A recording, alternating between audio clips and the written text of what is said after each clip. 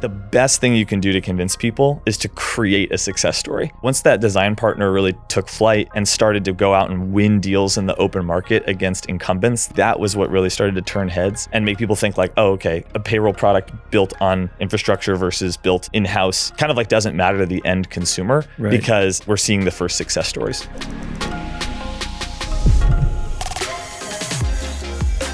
Hello, welcome to HR Tech Trailblazers. I'm Alex Kostecki, co-founder and president of Clair. I am really happy today to invite Ian Zapolsky, who is Chief Growth Officer at Check. Check is a partner we recently launched and we're super excited about. Ian, thanks so much for joining. Thanks for having me. Where to start? The first place for me is, could you just give us a sense of what Check does? Check is the kind of category creator of something we call embedded payroll or payroll infrastructure. Basically, what we saw was that there was a big opportunity to deliver W-2 payroll processing as an API.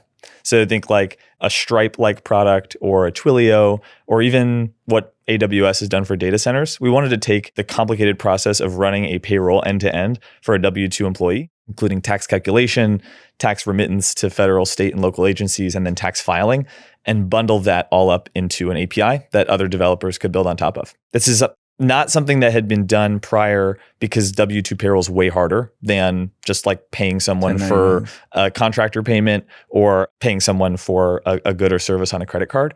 And what we've seen it do is unlock like a really dynamic explosion of entrepreneurs that are building new payroll products. It used to be that it took 2 years and $10+ million to build payroll from scratch because you need to figure out how to do taxes in every state. But now a new YC company can launch a payroll product that serves all 50 states in a month. Mm-hmm. And that's just led to some really cool partners that are building on top of Check. Check is one of those companies with, the explosion of vertical SaaS that just makes so much sense. Like, I can't believe it didn't exist before. Yet when you guys started to try to evangelize, like, hey, everybody come build payroll with us, it wasn't that easy. Like, you needed to go through the motions of both pitching payroll to vertical SaaS and then actually help them launch it. Can you tell me a little bit about those early days of Check, what that actually felt like? Yeah, totally. And it's so funny, like I'm big into like researching the histories of our respective industries.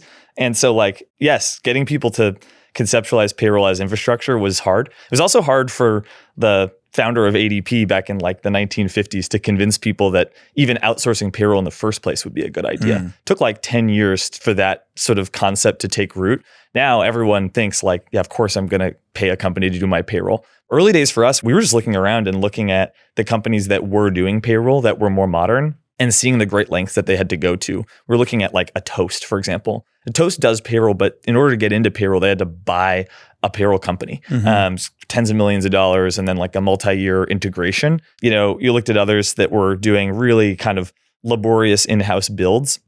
For us, we were lucky because we started with an early design partner that was bought in on doing payroll and bought in on an embedded approach.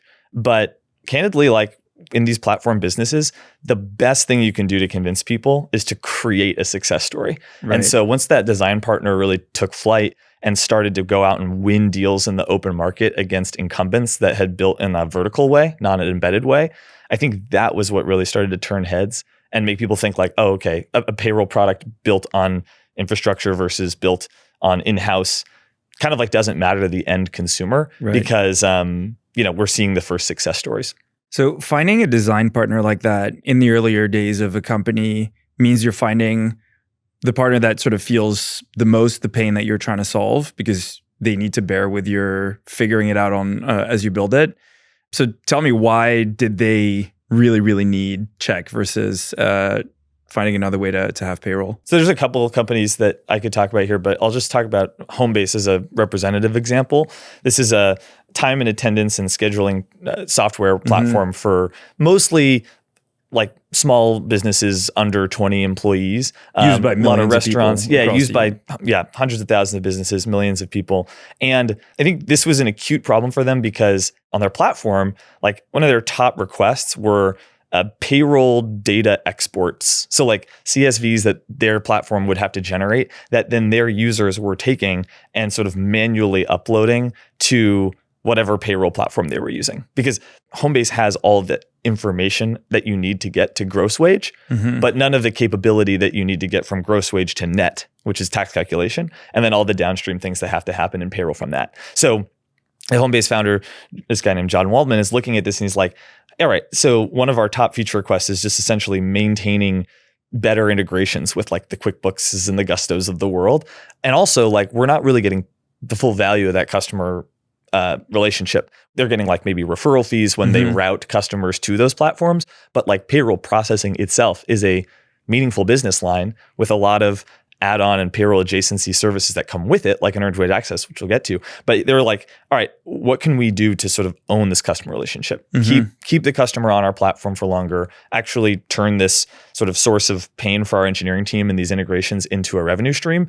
And ultimately, it's like great for the end customer because instead of having to juggle data between two platforms, they just get to keep it on one and they don't have to stop being like a human API effectively like syncing data between the two. One of the things that stood out to me as you guys were going through your journey as well was, much like Clair, you distribute in an embedded manner where you need to help your partner figure out how to get the distribution right as well. So it's kind of like distribution by partner education. Totally. And I remember, having a dinner at some point with Andrew, who's the CEO of Check, and just talking about how much we were struggling. Tell me about how that was from the inside, like going from, getting those partnerships, celebrating, to the struggle, to then where you guys are today, obviously having really figured out a growth motion. I mean, it's like you understand this struggle intimately, but ultimately, like the struggle of having multiple logos but not many users. Well, yeah, it's more like maybe a pithy way to put it is there's basically no amount of money I can spend to make Check grow more quickly. Right. Like in steady state. Obviously, I can hire more AEs, for example, that would help us sign more platform partners. But then those platform partners' growth is mostly governed by business decisions that they're making. So like maybe I could pay my partners to employ more salespeople. But like in a lot of ways, that's the best and the worst part of Check's business. What's bad about it is maybe we feel that we have less control or we're 1 degree removed from direct sort of growth decisions. And a lot of times things feel somewhat out of our control. But the best part is that like our growth can be super, super efficient when it's working well. Like if you have a partner that's growing because their business is doing great and they've figured out product market fit and they've built an awesome product, then we get to benefit from that compounding growth with limited to no additional sort of incremental spend on our part. And I know Clair sort of is a similar way. Like that's kind of the beauty of infrastructure. But not everyone who uses your infrastructure will build the next, Intuit or whatever it is, but some people will. So tell me, like, for, I don't know, prospect partner watching or anybody who's trying to understand what Check brings through this process of launching essentially a whole new product line. Totally. How do you guys kind of summarize what it is you bring to help these partners launch this effectively? And, I imagine stuff that you've learned along the way. Like any good startup company, we have a series of values. We have 5 values. The first one is be a true partner. That is like core to our ethos. And we think it's actually like a real differentiator for us. When you look at other companies that have, dipped their toes into doing payroll infrastructure alongside us, many of them also maintain sort of first party direct to consumer payroll products. Like, we do not do that. So we both will never compete with our own partners in the market for payroll, again, with their customers, and also like 100% of our companies focused on serving partners. That's number one. To like summarize what we do and how we approach like a new partnership, I would say like we really seek to be your consultative partner in launching your business from the earliest days of your build all the way out to scaling to many tens, hundreds of thousands of employees served.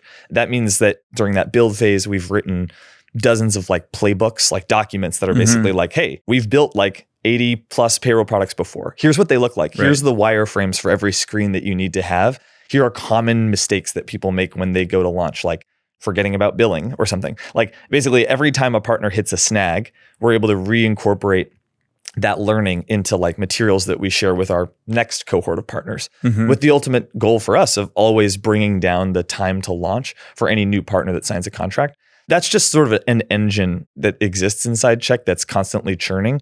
And so we hope to continuously improve the experience of integrating with us and then scaling to ever greater heights. Do you find yourself surprised that you're still learning something at like payroll launch number 75, number 79? I sometimes joke with Andrew that our CEO that like there was a time. So I was the first employee at Check, or second employee by start date, first by offer signature date. And I remember working on our first integrations. And I remember saying to Andrew, oh man, I'm so excited for our fourth integration. Like by our fourth integration, we're going to have this dialed. Figured it out. Yeah. And now we're on like integration 85 plus and still learning. I was definitely surprised for a period that there was so much more to learn, but by now I'm not surprised. Payroll's just hard, and working in this consultative way is hard. Every partner is different. Every partner sees their business slightly differently, has different ways of approaching engineering and go to market and support. And that actually keeps it really fun and fresh. If it was really cookie cutter, I think of it as fun of a job. Yeah, I agree with that. We kind of see the same thing. Huge differences in culture from one company to another, and having to understand those things and adapt to that has been really interesting. If you had to help a vertical SaaS company understand what they're about to get into, what is it that they understand the least before they start that journey that you feel you have to hold their hand? I think maybe the most common thing that we see is most vertical SaaS businesses are initially started to serve the company. So like picking on an example, House Call Pro, which is a partner of ours, like they serve primarily the like HVAC electrician services business that is kind of managing different jobs and sending folks out into the field. One of the things that changes when you offer payroll is that you actually really become a destination for the employees of that businesses that you're serving. So maybe your authentication model only contemplates like having, company users, but now you need to introduce like the concept of a employee user. There's also like a different experience that you build to make sure someone has access to their pay stubs, W-2s, et cetera. Maybe sometimes you only know about some of the staff. Like you may have a VSaaS product that serves, for example, schools, and you know about all the teachers, but you don't know about like the sort of office administrators. So you have to make sure you have a complete picture of the workers that work for the business, and then put some thought into what experience you want to surface to them. That's also like a huge thing for Clair too, right? Like I imagine when you talk to some vertical SaaS partners, they maybe haven't yet built like an employee app or something, but that's like obviously a huge monetization surface area and growth surface area too, because if you're traditionally monetizing the business with payments, and then you add an employee app, there's like so many employee wallet services, earned wage access just being one of them. But yeah, I'd say that's the number one thing we encounter is they'll have sort of the authentication model and the idea of like we can support an employee, and there's often even like a somewhat robust UX, but they have never seen the employee as a customer. Right. And so the way they communicate with the employee, the way they sort of create a UX around it is really lacking if you're trying to turn it into a business area. And so a lot of the time we spend is actually hand-holding them through that process, which is like, right, you need a consumer CRM, you need, a brand and value proposition for this new customer of yours, et cetera, which is fun. It's like starting a new business, a new consumer business in a new geography over and over again. When we look at like the partners that I think will be great partners for our joint solution, like one of the, I feel like highest order bits to the evaluation is, do they have a employee facing app or, product that people actually use? Many VSaaS companies aren't there yet, but are going in that direction as they move down their like fintech journey. Yeah. Vertical SaaS is changing like crazy with AI. Check is in a very interesting position as it relates to that. Could you maybe start by telling me how you're seeing vertical SaaS change over the next few years, and then also how you guys are positioning yourselves? I mean, there's a couple threads to follow on this.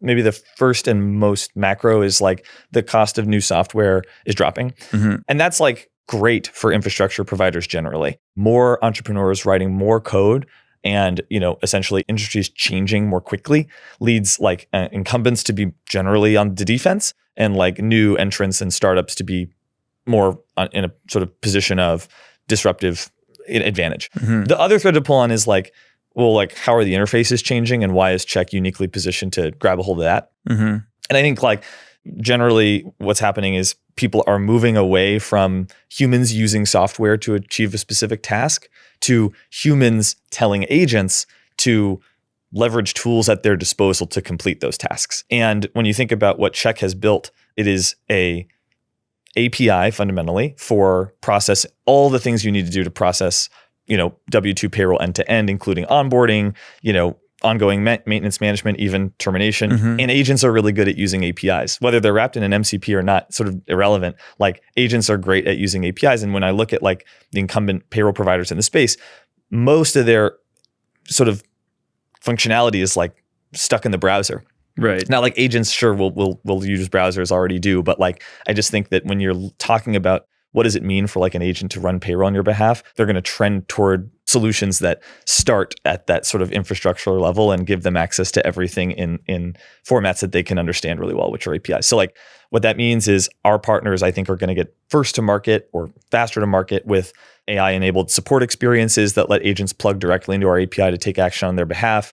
And then, I think even crazier downstream ideas like, maybe SMBs even just like using an agent directly to run their payroll are things that we see entrepreneurs building towards too. And we think Check's really well positioned to power those. Interesting. So yeah, part of that is creating an integration experience that an agent can interact with. Totally. And so you guys have followed suit on some of what Stripe has been doing as well in terms of like putting markdown files across the integration and API specs. Are you seeing that actually being used by people in the market yet? Like how is that actually being perceived? Yeah, so we launched a CLI and an MCP server that effectively just give agents more easy, streamlined access to our APIs. For sure, we see hundreds of thousands of requests per month going into that from our partners. The usage patterns are super interesting to dig into. Like a really common one is like custom reports. So like sometimes employers will request like a custom report with like these 5 fields and they want it in a PDF and they want that PDF to be blue. Like as an infrastructure provider, that's always been a little bit outside of what we feel our strike zone is. Like we have the data, we'll give it to you in any format you want. But in terms of like munging that into an employer facing report for your industry, for your niche, for that maybe individual customer, like we'd love for that to be not something we build directly into the platform. And like AI just does that now. So that's like really exciting.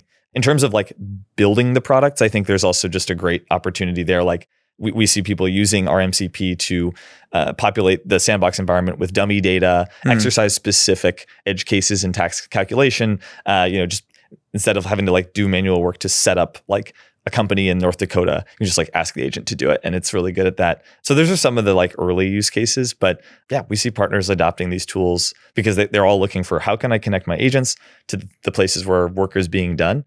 And when they're using Check, their payroll work is being done in our platform. Maybe like a bigger step back question, where do you think payroll is going? The way we see it is payroll is fundamentally really hard to build. Once you built a payroll product, basically your hand was forced to market it to like as many people as possible because this is like not a differentiated product across industry. Like your tax calculations are the same as a barber's, are the same as a restaurant waiter's. So because it was hard to build, you built it once and you try to sell it to everyone. Now that it's easy to build, we think that you actually just embed payroll as a feature into much more specialized software for a particular end user. There's also like an operating component, which are payroll's hard. You used to have a lot of companies that operated their own data centers. Guess what? Operating data centers is hard. There's been a big move away from that into leveraging cloud solutions that like really focus on doing it excellently. And I think that is also a dynamic that's happening in payroll. So you put those two things together, and I think we're on this kind of long but like very consistent S-curve of adoption away from sort of verticalized, like sort of sell to everyone type generic payroll products and into much more specialized software products that are built for your business needs that include payroll as a feature. And it changes the business model. It changes how it's built, changes what you actually need to do as a company offering payroll, and Check's powering that shift. Okay, so now what we are actually here to talk about, we recently launched Belfry. Totally. I gotta say, this was a very successful launch. We're seeing such good adoption from our end. Let's talk about that. Let's talk about Belfry first. Yeah, I'll just quickly intro Belfry. Belfry is a vertical SaaS platform that serves security guard companies that supply physical security to end businesses. And like I use Belfry sometimes to describe like what Check's partners do because it is like a good example of a niche that's not well served. Like when you're dealing with physical security employees, you need to track things like whether they're licensed to carry firearm or whether they are trained to deal with like physical threats or not, things like that. Not things that like show up in your standard HRIS system. So they built this like really incredible platform for these security card businesses. They incorporated payroll into it and see, 80 plus 90% attach for customers that use payroll. And they have an employee app that employees use to clock in and out of their jobs. And they were able to put Clair into that so that employees could see and take wage advances against earnings that they were earning through payroll. So how did the conversation with them start with regards to on-demand pay and their need there? Yeah, I mean, I think exciting for you guys, but the general feedback here was, our security guard companies are coming to expect on-demand pay solutions as a requirement or a feature of their ERP or of their payroll solution. So I think it was really driven on their side by customer demand for the solution. Where that's coming from is employee retention. Super important across that industry. Wanting employees to be super happy at the places where they're working and stay is a big needle mover for these businesses. And making on-demand pay accessible to employees, I think, shows up as being like a key retention tactic. It makes a massive difference we've seen on the ground. So we started talking about this launch earlier this year. I think it was Jan or Feb. Yeah. And then basically got the teams together, got it done, got it launched, and it's been live for a little while now. How's it gone from your perspective? First of all, we've always been passionate about making paying people simple. It's kind of, that's like what we think of as Check's mission. Unfortunately, like in the industry of payroll specifically, there is some resistance to like dramatically faster pay cycles, mainly because employers like having the interest-free loans from their employees for some number of days. And so when people start moving in a direction of like, what if we just run payroll every day, which is something that's totally feasible with our infrastructure, it's not something that we see as much customer demand for in all industries. So being able to deliver with Clair on just like a solution that gives employees access to their wages early is like very gratifying because of the story. Like people working paycheck to paycheck and facing a family emergency or something like that, and being able to like have our joint solution help them in that, and then ultimately like get them paid on time on payday is part of what makes working in this job like really fulfilling. In terms of how I feel like it's going, I mean, from your team, it's sounding like these are, conversion is really great, and that's not surprising to me given how Belfry operates and what their customers say about them. From the Check side, it's been really straightforward to support. There hasn't been a large influx of questions, and I think that speaks to how you guys have designed your onboarding flows to be super clear and lead employees through like exactly what's going to happen next. So yeah, it's been a really smooth launch, and we're excited to scale it even further. Appreciate hearing that. I will bring that back to the team. I think what's been interesting for us is, as you mentioned earlier, Belfry is like the quintessential example of a vertical SaaS that has really strong attach of the app and interactions both on the employer side and on the employee side.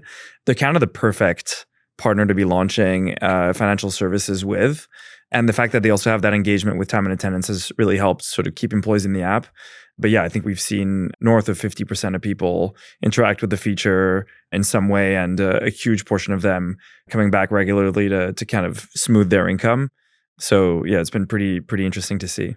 I feel like Belfry is just the start. Right? Like the thing that might differentiate the Check partnership for Clair from some of your other ones is like in the general case, and this is true for you and for us, we work with a partner to launch an embedded offering, in our case payroll, in your case earned wage access, and then you work with that partner to further serve their base. But then at that point, it's sort of like the partnership grows as the partner grows. What I think is really exciting here is Belfry is one of 85 partners that we have, 85 plus partners that we have in payroll. So Belfry didn't need to build the back end of our integration to serve their customers. And I know now we have, at least half a dozen conversations that are being spun up with other platforms that use Check for payroll that want on-demand access to wages. And the integration process for them should be way more straightforward than your standard integration, right? Because Check and Clair have already built that money movement backend. So that's like what I think we're really excited about, is the promise of